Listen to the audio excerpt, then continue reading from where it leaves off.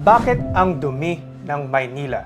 Sa totoo lang, Dad, hindi ko alam kung magsasang-ayon ka sa akin, pero sa nakikita ko, ang Maynila ata ay ang pinakamaduming syudad sa buong Pilipinas. Komparatiba sa mga ibang syudad dito sa Pilipinas, ang Maynila ang may pinaka-worst na air pollution, water pollution, at saka syempre yung mga garbage pollution sa streets ng Maynila. Kaya ang baho-baho ng Maynila, ang pangit tignan ng Maynila, at saka talagang nahihirapan na ang mga tao at nagkakasakit ang mga tao sa Maynila dahil sa lahat ng mga types ng pollution dito sa Maynila. So, ang gusto kong tanungin sa iyo, Dad, bakit ang dumi ng Maynila at paano siya naging pinakamaduming syudad sa buong Pilipinas? Well, tingnan natin kasi ang sanhi bakit nagkakaroon ng ganitong mga kalat o dumi sa Maynila. Una kasi yung ating mga kababayan, hindi rin sila masinop. No? Nakikita natin madalas nagtatapon sila ng mga gamit nila o mga basura nila sa kalsada. Parang pinababayaan nila yung mga dumi sa kanilang mga kalsada o sa labas ng kanilang mga tahanan. Pangalawa, makikita rin natin na ang pamahalaan ng lungsod parang hindi committed, hindi determinadong maging malinis yung lungsod. No? Kasi kinakailangan yan, determinado rin ang ating mga namamahala. Kasi kung titingnan natin, bihira kang makakita may naglilinis ng kalsada sa Maynila. No? Siguro may mga oras lang na naglilinis sila, pagkatapos nun, wala na. Pero siyempre, ang kalat, patuloy yan, na nagkakaroon ng kalat at nagkakaroon ng mga pagtatapon. No? Meron naman tayong mga anti-littering act, pero yung nga lang, o ordinance, pero hindi naman pinapatupad o hindi naman na-enforce. No? So, isa rin yan sa mga dahilan kaya napakadumi sa Maynila. Pangatlo, siyempre, yung mga kakulangan din ng mga garbage area, no? Yung mga tinatawag natin garbage cans, yung mga trash cans, no? Na mga katulad sa Amerika, makikita natin may mga malalaking trash cans na talaga naman pwedeng itapon din yung mga basura ng mga residente o ng mga establisamento para sa ganun hindi nagkakalat sa kalsada. So, yan yung mga dahilan. At nahuli rin, yung nga, tinatawag natin yung sa waste management, no? Yung sa sewage, no? Marami sa mga bahay o mga establisamento sa Maynila ang hindi sumusunod doon sa sewage treatment facility. No? Kasi nga, diretso tapon ng mga dumi, ng mga ihi, diretso sa ilog o minsan na diretso na pinapakuha na lang kung sa mga nagongolekta ng mga sewage. Pero yun ang dahilan kaya nagkakaroon ng amoy o nagkakaroon ng simoy na hindi maganda sa ating lipunan, sa ating lungsod. Dad, sa tingin mo ba ang mga problema na to o yung mga waste na problem ng Maynila ay nagiging sanhi pa ng marami pang mga ibang problema ng mga Manilenyo?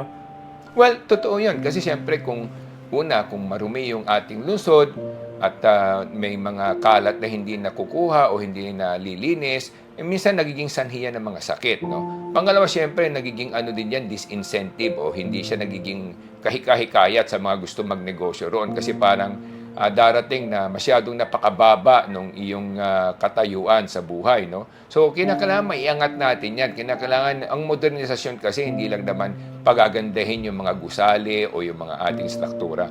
Ang modernisasyon kasama rin yan yung dapat malinis, masinop na lipunan. Kinakailangan tumulong din ang ating mga kababayan. No? Kinakailangan tumulong din sila na mahalin nila yung kanilang lugar, ang kanilang lungsod, ang kanilang barangay, na siguraduhin nila na sila na rin ang mga taong bantay para hindi magtapon yung mga kapitbahay nila ng mga dumi. Kasi nga, may kasabihan nga where you stay, whether it's your country, it's your barangay, it's your city, is your place of residence. Bahay mo yan. Isang malaking bahay mo yan. Meron ka mang maliit na bahay sa isang lungsod, pero yung kapaligiran mo, kasama na rin yan sa bahay mo kasi yan ang inuuwian mo, yan ang nilalakaran mo, yan ang tinatawiran mo. Kaya nga napakahalaga na hindi lamang tayong mga mamamayan, pero ganun na rin. Ang pamahalaan dapat magkaroon din ng political will or determinasyon na tiyakin na malinis ang isang lungsod para na sa ganun ito'y maging kahikahikayat sa lahat ng mga maghahanap buhay, magnenegosyo at magtatayo ng kung ano pa mga struktura.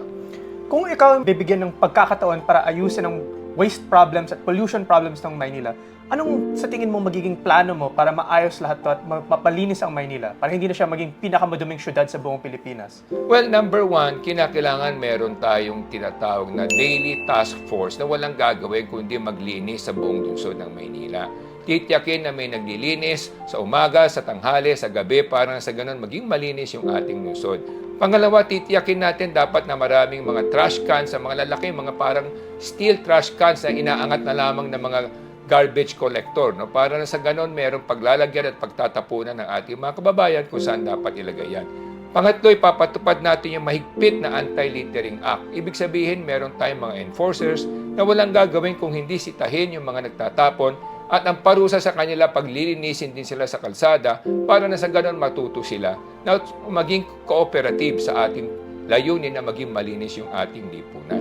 Pang-apat, yung mga establishmento, pag wala silang sewage treatment plant o wala silang facility para ayusin yung kanilang mga dumi, ay parurusahan sila. Kung hindi ipapasara, bibigyan sila ng sapat na oras, pero kung hindi pa rin nila magampanan, parusa at pasasara natin para na sa ganun hindi sila maging sanhi pa ng sakit at dumi sa ating lipunan.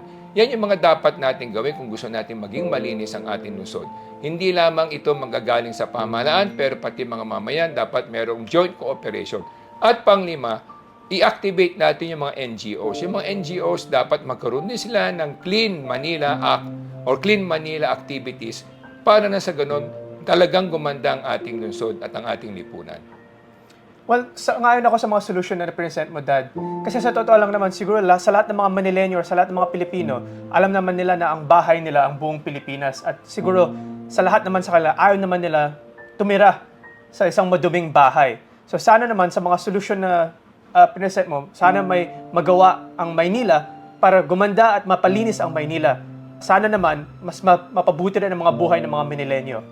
Alam niyo, kung titingnan niyo kasi sa Singapore, bakit napakalinis, no? Maraming nagpunta ng Singapore na magsasabing napakalinis ng bansa. Dahil nga merong political will, may determinasyon, may puso na talagang gustong linisin, hindi ba? Hindi lang yung namamahala tayo because tayo ay hinalal ng tao o binigyan ng pwesto na tayo mamahala o mamuno sa isang lugar. Pero kailangan ilagay natin sa puso natin na ang lungsod ay bahay natin. Kung sino man nagtapon dyan at nagkalat, ay dapat kung hindi maparusahan ay mabigyan ng tamang parusa o ng tamang aksyon para sa gano'n hindi maulit, para lahat ay magtulong-tulong sa paglilinis ng ating lungsod. At pangalawa, siyempre kinakailangan, meron tayong team na talagang i-assign na walang gagawin kung hindi linisin at tiyakin na maging malinis at kapaki-pakinabang at may pagmamalaki natin ang ating lungsod, hindi lamang sa Pilipinas, pero pati na rin sa ibang bansa. Gawin natin isang malinis at maayos at masinop na lungsod ng Maynila. Tingin mo ba, Dad, na in 3 years kayang maging Singapore in terms of cleanliness ang Maynila? Kung lalagyan natin ng political will, determination at tamang team, task force na gagawa niyan, kaya natin mapalinis at maisaayos ang Maynila na maging isang masinop at isang maging magandang halimbawa sa buong lungsod ng ating bayan. Well, I'm hoping na makita natin ang better future at mas malinis na Maynila in a short amount of time. Ako po ay si Solomon Sai, ang inyong kuya ng bayan. Ako naman si Michael Sai, ang inyong dad ng bayan.